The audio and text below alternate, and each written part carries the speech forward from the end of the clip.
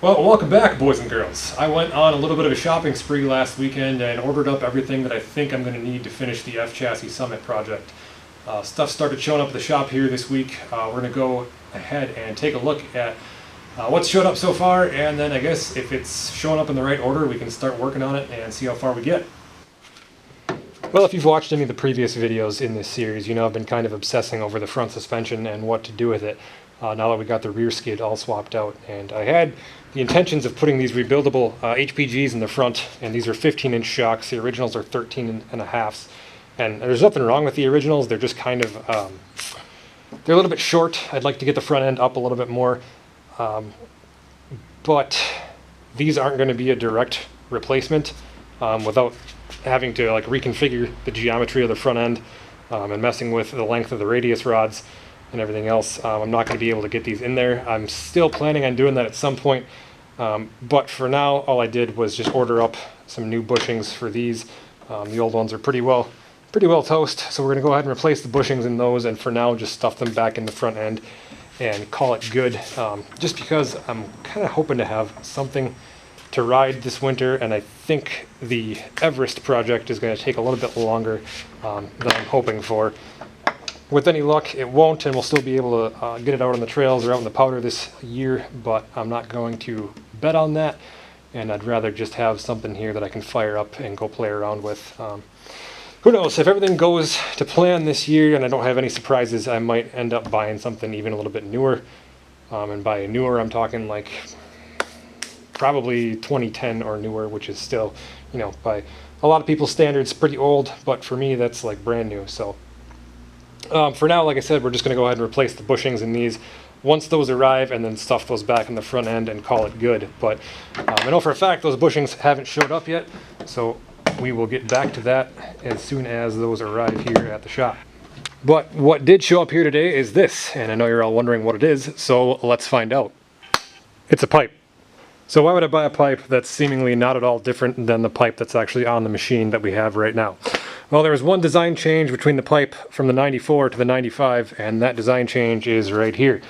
The flange on the exit side of the pipe is different. It's actually it actually has a flange instead of just being a straight piece of pipe like what's on the machine right now.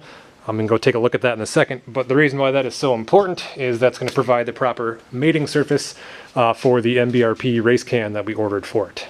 So you can see there on the original pipe to the machine, there's no flange on the exit of the pipe. It's just a smaller OD that fits inside the elbow that goes into the silencer. So we're going to swap that out. I'll probably wire wheel the pipe and give it a good coat of paint or two before slapping it in here. And then you can also see we're missing some exhaust springs that I ordered. We're still going to keep this set up, probably because I'm going to, at some point, have to swap back and forth between the two. I'm still going to ride this on trails at some point, and I'm figuring if I'm on trails I might want the quieter setup, just because. So I know people sit around the internet all day long and argue back and forth about whether or not you're going to see any power gains from the addition of a can. Personally, I don't care. I just want the sound. I've always really enjoyed that, especially when you're out playing around in the powder. My personal opinion, I don't think I'm going to see any power gains from it, nor do I expect to.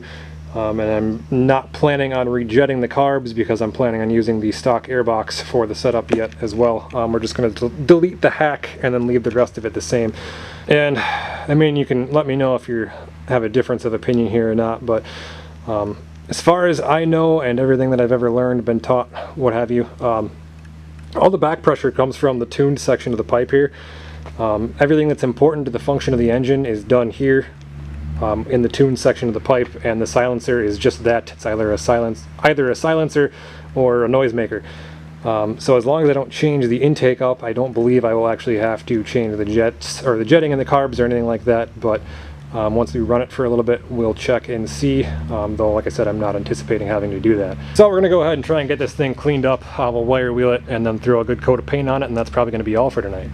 Got the majority of the surface rust off there with a wire wheel. We'll go ahead and hang that up, get a coat of paint on it, and let her dry overnight.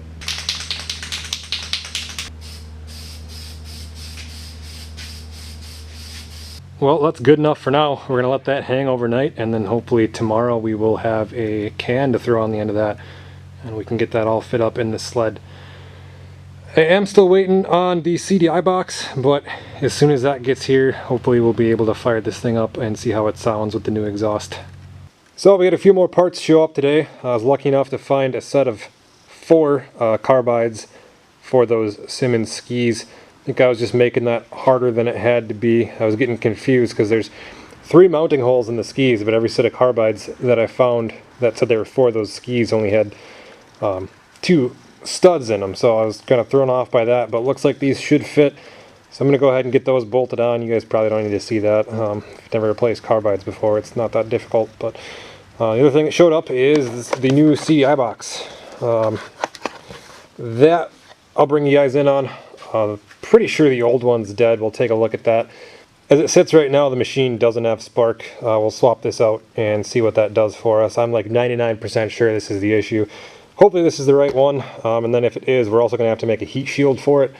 It sounds like that's a big reason as to why these fail on the 583s. They're just a little too close to the exhaust, and the heat just kind of buggers them up. So we're going to see if we can get a shield made for that too, but like I said, I'm going to go ahead and get these carbides installed, and then once I'm done with that, we'll get working on the CDI box. There you can see our old ones versus the new ones. Definitely not the worst I've seen, but definitely time for a refresh.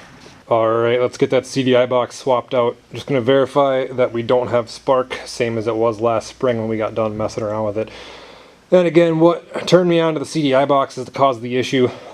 Had intermittent spark, screwed around with it enough to get it running, and then once it was running, I just took a screwdriver and wrapped on the CDI box a couple times while it was running, and it died. So pretty good indicator that there's something going on in there, and that just needs to be replaced. So let's check this real quick, make sure we don't have spark, and get that swapped out.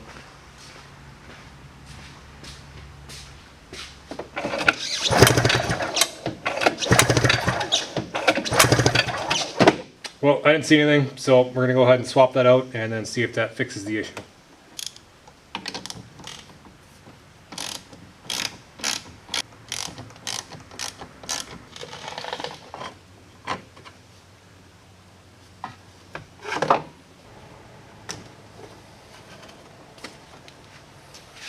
Well, let's give it a couple pulls and see if we got spark now.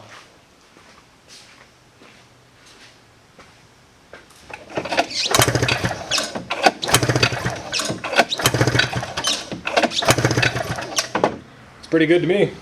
So that definitely looks like that was our spark issue. Got to do a couple things yet. I'm going to pull the pipe off, and we got to tidy up the wiring a little bit and then make that heat shield yet. I don't know if you noticed or not, but this new CDI box is not fully enclosed like the other one is.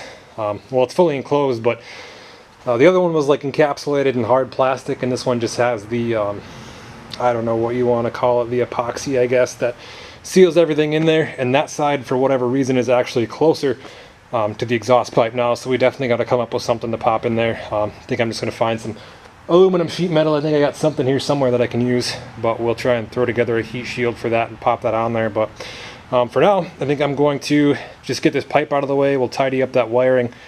Oh, we got our little heat shield made up there, mocked up out of cardboard. Didn't have any actual aluminum stock here that's the right size, so I'm going to try and make it out of an old license plate and see if that works out for us. Might try and drop the bottom down a little bit more just to cover up the end of the electronics, or the wires coming out there, I should say. But yeah, it'll give us about 3/4 of an inch air gap there. Should shield that nicely from the exhaust heat, at least a hell of a lot better than it would be if I just left it open. So we'll get that template transferred and see if we can get that cut out and put on.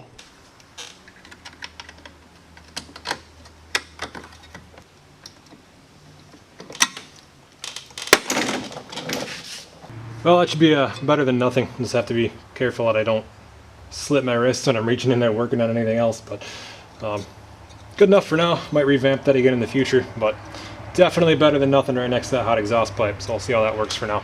The rest of our parts showed up today. I'm going to get these shock bushings installed right away.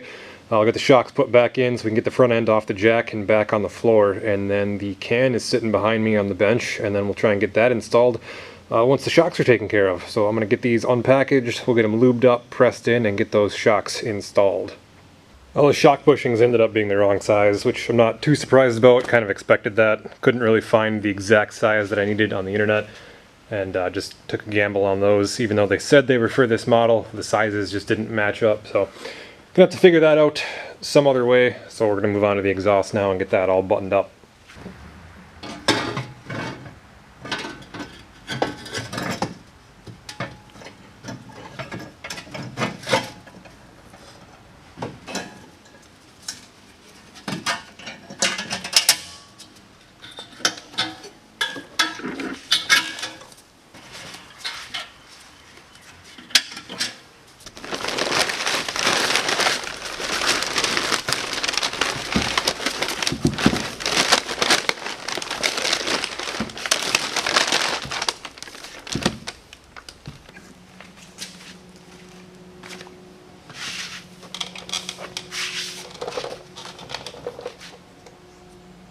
actually looks like it's going to line up pretty well. Very rarely does that happen for me when I'm trying to fit something that's technically not for the model year that I'm working with, but there really isn't much of a difference here at all between the 94 and the 95, like I said, besides this flange. But looks like they want us to, despite what the directions say that came with the can, pull this bolt out of the chain case here, and that's where that's going to be like the main anchor point for the can. The mounting brackets from the old silencer don't get used at all, despite what the directions say, like I said. But so we're gonna go ahead and pull this out. We'll get that can slipped in here, and then we'll get it all secured in place, and then I guess we'll see if we can fire this thing up.